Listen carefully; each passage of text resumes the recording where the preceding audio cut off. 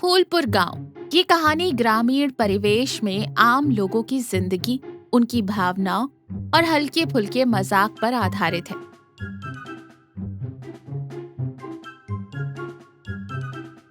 अनिल अपने एक आंगन में बैठा पुरानी टोकरी में हरे और कुछ पीले आम सजा रहा है।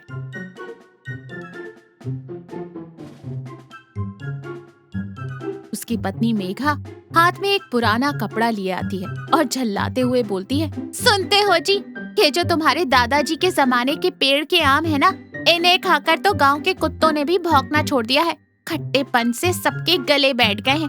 अनिल मासूमियत से आमों को पोंछते हुए कहता है, अरे मेघा, ऐसा मत कहो। मेरे दादाजी की आखिरी निशानी है वो बूढ़ा पेड़। माना कि आम में खटास ज्यादा है और गुठलियां बड़ी हैं, लेकिन अपनी किस्मत में फिलहाल यही है। धीरे धीरे सब बिक जाएंगे। मेघा व्यंग कसते हुए कहती है, हाँ, बिकेंगे कैसे नहीं।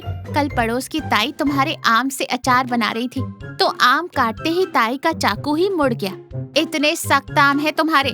मुझे तो डर है कि कहीं लाला धनीराम तुम्हारे आमों को देखकर तुमसे हर्जाना ना मांग ले।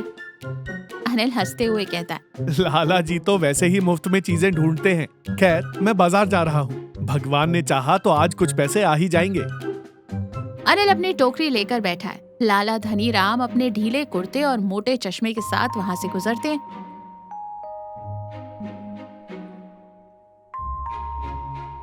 और आमों को उंगली से दबाते हुए कहते हैं, अरे अनिल, ये आम है या पीली गेंदे? इतने सख्त, एक तो साइज में इतने छोटे जैसा नींबू हो। अनिल हाथ जोड़कर कहता है, लाला जी, दांत मजबूत होते हैं इसे खाने से। एक बार खाकर तो देखिए, एकदम ताजा है। पैसे नहीं दूंगा चखने के, मुफ्त का है तो एक फांक दे दे। अनिल एक छोटा टुकड़ा काट कर देता है। लाला उसे चबाता है और अचानक उसका चेहरा खटास से सिकुड़ जाता है। उसकी एक आंख ही बंद हो जाती है। अरे अनिल, तू मुझे मारना चाहता है क्या? ये आम है या इमली का बाप? चल, 2 रुपए किलो के हिसाब से दे दे। मेरी पत्नी इसका अचार डाल लेगी। इससे ज्यादा एक ढेला नहीं दूंगा। अनिल निराश होकर कहता, लाला जी, 2 रुपए में तो आम की गुठली भी ना आए आजकल। रहने दीजिए। लाला बड़बड़ाता हुआ चला जाता है। अनिल उदास मन से खाली जेब घर लौट आता है। अनिल अपने दादाजी के लगाए हुए एक लौते सूखे और बूढ़े पेड़ के नीचे बैठा है। वो थोड़ा भावुक है। अनिल पेड़ के तने पर हाथ फेरते हुए कहता है, दादाजी, आप तो चले गए और मुझे इस पेड़ के सहारे छोड़ गए।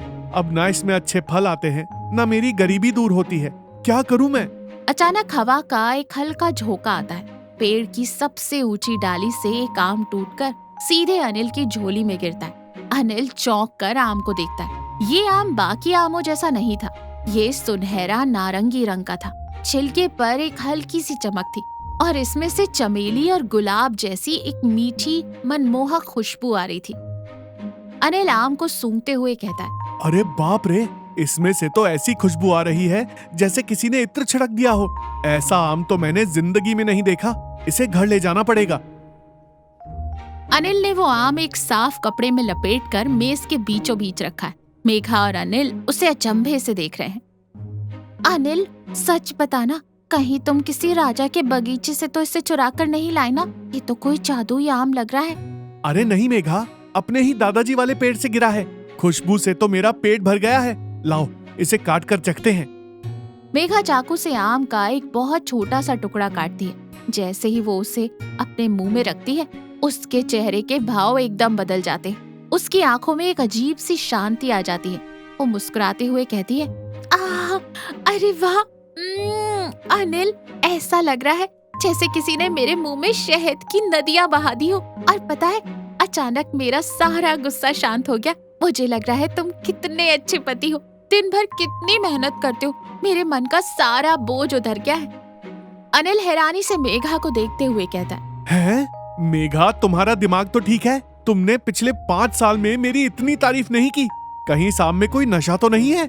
अनिल भी एक छोटा टुकड़ा खाता है। अचानक अनिल की आंखों में आंसू आ जाते और वो मुस्कुराने लगता है। मेघा, तुम सही कह रही हो। इसे खाते ही दिल एकदम हल्का हो गया। मुझे लाला धनीराम की कड़वी बातों पर भी अब कोई गुस्सा नहीं आ रहा है। मेरा मन कर रहा है कि मैं सबको माफ कर दूं और खुशी से गले लगा लूं। ये भावनाओं का आम है मेघा। जो इसे खाता है उसके अंदर की सारी कड़वाहट खत्म हो जाती है और सिर्फ अच्छाई बाहर आती है। मेघा तुरंत अपनी पुरानी समझदारी में लौटते हुए कहती है, सुनो जी, ज्यादा साधु संत मत बनो। अगर ये आम इंसान के अंदर की कड़वाहट खत्म कर सकता है तो कल हम इसे लाला धनीराम को बेचेंगे। अगर गांव के सबसे बड़े कंजूस का दिल इस आम से पिघल गया तो समझ लो हमारी किस्मत सच में बदल जाएगी। लाला धनीराम मुनीम की तरह अपनी गद्दी पर बैठा बहे खाता चेक कर रहा है। उसकी पत्नी सावित्री वहाँ खड़ी शिकायत कर रही है। अजी सुनते हो, 4 साल हो गए मुझे एक नई साड़ी नहीं खरीदी। आज तो 500 रुपए दे ही दो, मैं बाजार से कुछ कपड़े ले आऊं। साड़ी? अरे पुरानी वाली साड़ी में क्या छेद हो गए हैं? अभी तो वो 2-4 साल और चलेगी। पैसे क्या पेड़ पर उगते हैं? तभी अनिल और मेघा एक टोकरी लेकर वहाँ पहुँचते। टोकरी मखमल के कपड़े से ढकी हुई है। राम राम लाला जी, आज मैं आपके लिए एक खास चीज लाया हूँ। दुनिया का इकलौता जादुई आम। कीमत है सिर्फ 1000 रुपए। लाला धनीराम हैरानी से उछल पड़ता है, हाथ से पेन ही गिर जाता है। क्या कहा? 1000? तेरा दिमाग तो नहीं चल गया अनिल? एक आम के 1000? क्या इसकी गुठली सोने की है? लाला जी, सोने से भी बढ़कर है। आप एक काम कीजिए, बस एक छोटा सा टुकड़ा मुफ्त में चक्कर देखिए। अगर आपको स्वाद ना आए या आपके मन को शांति ना मिले तो हम ये आम वापस ले जाएंगे। चखने के कोई पैसे नहीं है। अच्छा, मुफ्त में चखने को मिल रहा है तो ला दे दे। वैसे भी मेरा सुबह से गला सूख रहा है। अनिल आम का एक टुकड़ा काट कर लाला को देता है। लाला उसे मुंह में डालता है। लाला आम चबाता है। अचानक वो एकदम बुद्ध की तरह शांत हो जाता है। उसके चेहरे की लकीरें जो हमेशा गुस्से और लालच से तनी रहती थी, वो एकदम ढीली पड़ जाती है। उसकी आंखों से आंसू बहने लगते हैं और वो जोर जोर से हंसने लगता है। सावित्री घबरा कर कहती है, अरे क्या हुआ आपको? कहीं आम गले में तो नहीं अटक गया? मैं पानी लाऊं क्या? लाला धनीराम रोते और हंसते हाथ जोड़कर कहते, नहीं सावित्री, पानी नहीं। मुझे अपने बचपन की याद आ गई। अनिल, तेरे दादाजी मुझे अपनी गोद में बैठाकर अपने हाथों से मीठे आम खिलाते थे और उन्होंने कभी मुझसे एक पैसा नहीं लिया। और मैं आज उन्हीं के पोते से 2-2 रुपए के लिए झगड़ता हूँ। पैसों के लालच ने मुझे कितना कठोर और गंदा इंसान बना दिया था। लाला अपनी गद्दी से उठता है और तिजोरी की तरफ जाता है। वो वहाँ से एक छोटी सी थैली निकालकर अनिल के हाथ में रख देता है। अनिल बेटा, मुझे माफ कर दे। इस एक आम ने मेरी आत्मा पर जमी सालों की धूल साफ कर दी। इस थैले में 10,000 रुपए हैं। इससे तू बाजार में फलों की एक बड़ी और अच्छी दुकान खोलना। ये मेरा कर्ज नहीं, तेरे दादाजी के प्यार का फल है। लाला फिर अपनी पत्नी की तरफ मुड़ता है। और सावित्री, तू आज ही शहर जा। एक नहीं, अपने लिए 4 नई साड़ियां लाना। और हाँ, मेरे लिए भी एक नया कुर्ता ले आना। 10 साल से ये फटा कुर्ता पहनकर पैसे बेच रहा हूँ, अब और नहीं। सावित्री हैरान होकर कभी लाला को देखती तो कभी अनिल को। अनिल और मेघा की आंखों में खुशी के आंसू थे। अनिल के घर का आंगन। अब अनिल के चेहरे पर गरीबी की चिंता नहीं, बल्कि एक सुकून है। घर के आंगन में एक छोटा सा गड्ढा खुदा हुआ है।